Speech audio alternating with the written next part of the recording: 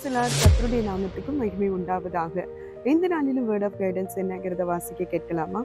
ஏசாயா 57:14. வழியை உயர்த்தி உயர்த்தி அதை செம்மைப்படுத்தி இடரல்களை என் ஜனத்தின் வழியிலிருந்து எடுத்து போடுங்கள் எனப்படும் என்பதாக. ஆம் தேவ பிள்ளைகளே, இது ஆண்டவர் தீர்க்கதரிசி ஏசாயாவின் மூலமாய் உரைத்த ஒரு வார்த்தை.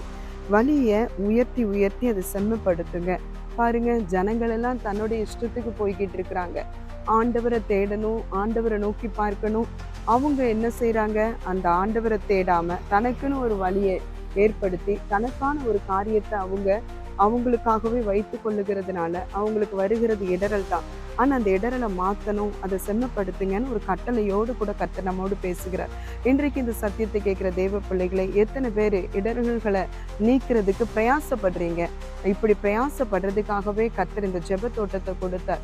நாங்க எங்களால முடிந்த மட்டும் ஜனங்களுக்கு அந்த வழியை செம்மைப்படுத்தி கொடுக்கவும் வழியை உயர்த்தி காட்டவும் கர்த்தர் எங்களை அழைத்தார். அந்த காரியத்தை செய்யறோம். நீங்களும் செய்ய முயற்சி செய்யுங்க. கர்த்தருடைய நாமம் மகிமைப்படும். கர்த்தர் தம்மை உங்களை ஆசீர்வதிப்பாராக. God bless you.